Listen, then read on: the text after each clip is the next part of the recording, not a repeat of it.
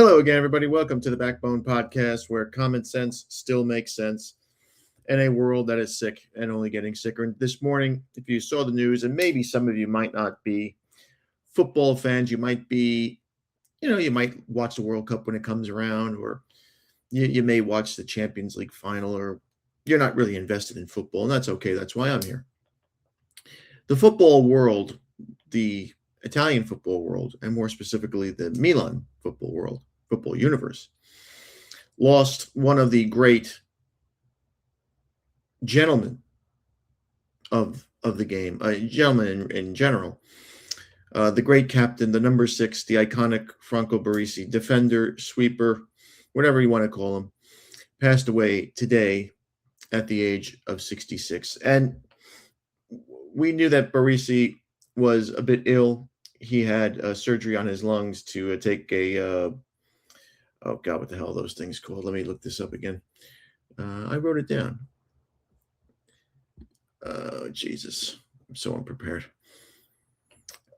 He had surgery on his lungs to a nodule that had to be removed. And, you would think a guy who was in pretty good shape. He was a great athlete, tremendous athlete. You just never know. And he passed away today, but he left behind a beautiful family. I mean, this is a guy that he was the athlete's athlete, the man's man.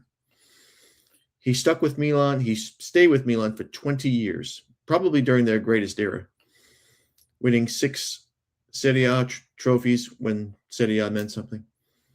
Won the Champions League, I think 3 times.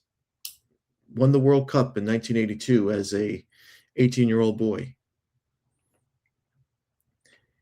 And his career was iconic. And he was a defender in an age when most defenders were, rugged guys who just looked to tackle people and break their legs.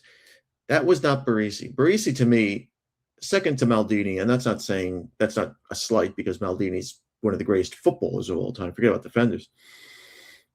He certainly surpasses Beckenbauer. But Baresi was a guy who had everything. In baseball, we call it the 5-tool player. He had everything. Speed, technique, attacking prowess. He could win the ball in the air. And he read the game better than anyone. Franco Baresi is probably the smartest, brightest athlete on the field that I've ever seen in any sport. Definitely one of them, if not the best, because nobody read a field like him. And he did it when he was 17 years old, and he did it when he retired at 38. And of course, the iconic memory of Baresi is not only just the fact that he won all these championships, but it was in 1994, a game that I was at the Rose Bowl, World Cup final between Italy and Brazil, where Italy got the shaft. They got the lesser day, shorter time back, and they had to fly from New Jersey to California. They played the game at midday when it was 97 degrees out, when both teams were just dying, which was idiotic. And Baresi had come back at 34 from meniscus tear surgery 24 days prior to play the final. In American sports, and we talk about, oh, this guy's the greatest athlete, that guy's the greatest athlete. If an American athlete gets a hangnail, he's out for 6 months. This guy had a meniscus tear in his knee at 34 in 1994, when those surgeries, and I don't care where they were, in the United States, England, it doesn't matter, were not as perfected and precise and laser cut as they are today. And he came back, and he completely shut down Romario, who was one of the top world players of the day. Of course, Italy would go on to lose that match in penalty kicks. It would be a scoreless draw, and Baresi, unfortunately, was the first place kicker for Italy, and he skied the ball over the crossbar, much like Baggio would, to finish the penalty shootout, which would be a curse for Italy for almost a decade because they would lose penalty shootouts. It's the only way they would get eliminated in tournaments was through penalty shootouts. 1990, of course, 1994, 98, they lost in penalty shootouts in the World Cup. And in 2002, they were out and out robbed in South Korea, but that's another story. The statement from Milan, and I just want to say this: I am a huge Inter Milan fan. I would never, ever soil my page or my podcast with glowing or gushing Milan news unless I'm reporting the fact that they accomplished something, which you have to be impartial. But this is different. This guy was a gentleman. He was a player that everyone loved and respected. Everyone. One of his great rivals, Giacomo Bergami, who was a defender at Inter, they were one of the bearers at the Olympics, this past Olympics in Milan Cortina, with the torch. They came out together, and that was one of his last public appearances because of this illness that he had, that he succumbed to today. Milan putting out the great statement, because Milan are whatever you may think of them, they never screw these things up. Quote, "The entire history of AC Milan is in tears following the passing of Franco Baresi," his former club said today. And yeah, I think a lot of people are in tears. Serie A, another legend of Serie A, and it just seems like they're going every year. A couple of years ago, it was Mihailovic, and then so many other guys just go. I mean, it's just terrible. But that's life, right? The older we get, especially when you're at my age, your heroes get old and they start to die. And Baresi, let's be honest, not a hero of mine. He broke my heart a million times, more than I care to remember. But the guy was fantastic, an icon, a legend. Definitely top 3 greatest players, greatest defenders of all time. Maybe I would pick him over Beckenbauer as sweeper because he could just do everything right. Beckenbauer wasn't a great defender. Beckenbauer was a great attacker. Beckenbauer was great on the ball. Baresi was everything. Everything. And he never gets hurt, never gets tired, never makes a stupid foul or stupid decision. Never. I never saw it. And believe me, I prayed for it. Never came.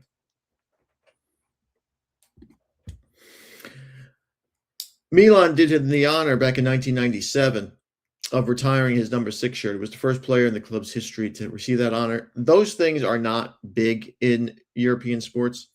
I know in America we do that. The Yankees started that tradition, I'm guessing. Now the Yankees just retire numbers just to sell out the ballpark. But they made this honor for him, and it was the right guy to do it for. If you're gonna retire one guy's number, it's this guy. His performances throughout the years were tremendous, just tremendous.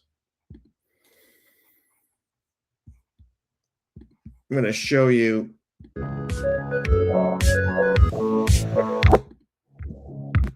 some footage of his greatness. This is a guy who never missed a tackle.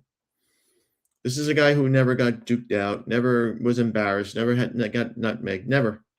And you have to remember, he played in the 1980s and 90s. Who did you have then? Platini, Maradona, Mancini, Zola. You had tremendous players. Serie A was the greatest sports league in the world for about 30 years. They had absolute positive legends. Zico was there. They had absolute positive legends all over the place. Icons. No other sport can say that. No other sport then or today can say they had what Serie A had. At one time, I think in the World Cup, and I think it was in 78, 82, and 86, 50% of the players that were at the World Cup were Serie A players. Can you imagine that? That half of the World Cup plays for your league. I mean, today, obviously, it's different. But that's the type of competition that Serie A had. And if you didn't win Serie A, it was considered, your career wasn't considered much. Here's a little taste of the great Franco.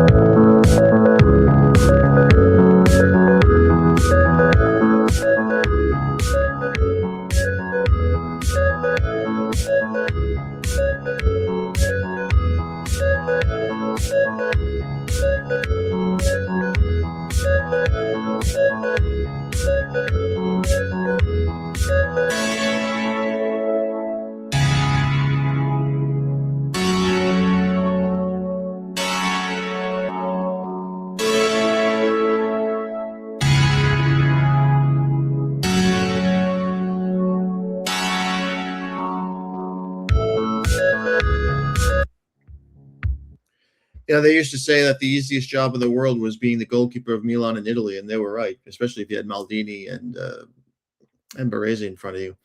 You have to understand that back then that line, that defensive line, was seemingly invincible to defeat. Basically invincible to defeat.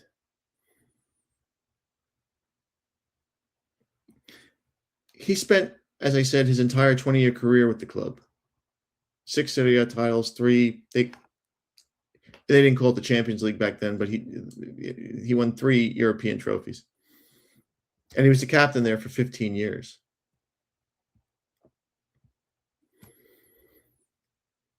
He had an immense career, and his loyalty to Milan was established early. As he stayed with Milan, even when they had 2 relegations to Serie B in the early 80s, and he guided them back. That's stuff that you just do not see today. 81 caps for the national team. Baresi, as I said, when it was physical defenders who looked to butcher guys, he distinguished himself by reading the game. He was playing chess while everybody else was playing checkers. He redefined the sweeper role with defensive authority and the ability to launch up the field and attack from deep.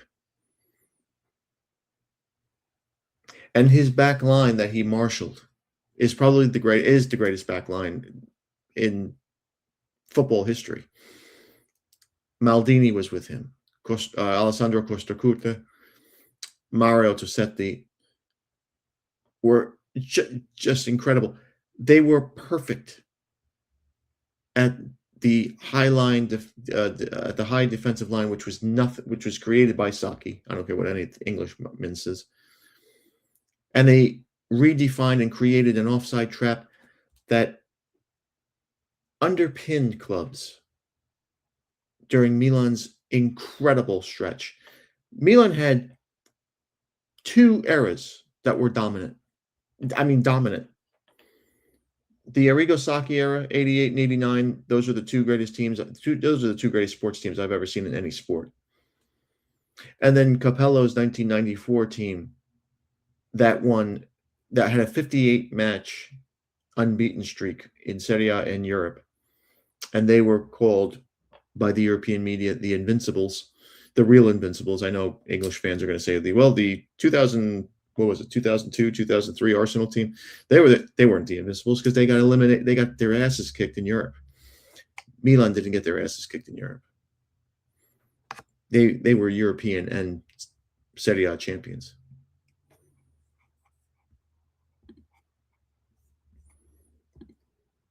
Another indication of how respected and how he was, Baresi, was in 1984, whenever Maradona got to Naples. Maradona was told by Platini to watch out for Baresi because he's the best defender Platini had ever seen. Maradona, of course, he had an ego. He didn't believe it, and he thought he would take care of the great Franco. Baresi shut him down completely in the game.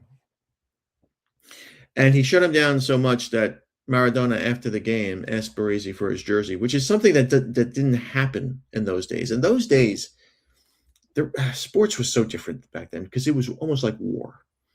There was no praying together on the field. There was no clapping hands or any of that shit. These guys hated each other. They wanted to win so bad. So for Maradona to do this, the best player in the world at this time, to do this honor, just goes to show what kind of man Baresi is. Watch this. Diego, ogni volta che segni un gol una maglia nuova? Questa è un grandissimo giocatore. Io penso che Franco Baresi è il massimo come difensore, per quello questo è un ricordo che me lo porterò per tutta la vita. Diego. If you didn't understand what Diego said, they asked Diego, are you wearing a new jersey? And he says, this is in honor of Franco Baresi, the best defender in the world. And I wear this proudly because of how he plays. That's the great Diego. Now, Baresi, of course, dies with this illness, following this illness that lasted roughly a year. And it was the lung nodule that caused it. His last public appearance, as we said, was at the Olympics this past February in Milano Cortina. And we pray for his soul. He was a good man from what we know. And I know he went home to God. But the great thing about technology today, and even the memories that we have that are in our hearts and minds, is that legends really never die. They stay with us. We remember their great moments. Unfortunately, they probably some of them had bad moments. Baresi didn't have bad moments. He missed the penalty in 1994. Okay, it happens. Every great has missed penalties. But the 120 minutes that he played, that he completely shut down a dominating Brazil team, that can't go forgotten, and it will never be, not by me at least. So we say adieu to Franco Baresi at the age of 66, a tremendous player, a tremendous man, a tremendous captain, the great representative for Serie A and Italian football. And God willing, there's 6 or 7 more to come, because Italian football needs him, and needs him bad, and needs him fast. And that's my 2 cents. Thanks again for watching. Please like, subscribe, comment, and share. Remember, my friends, Satan is always busy. Be a man and have a backbone, because masculinity and common sense are worth standing up for. And always remember that if it ends in an ism, it's a mental disorder. Have a great week.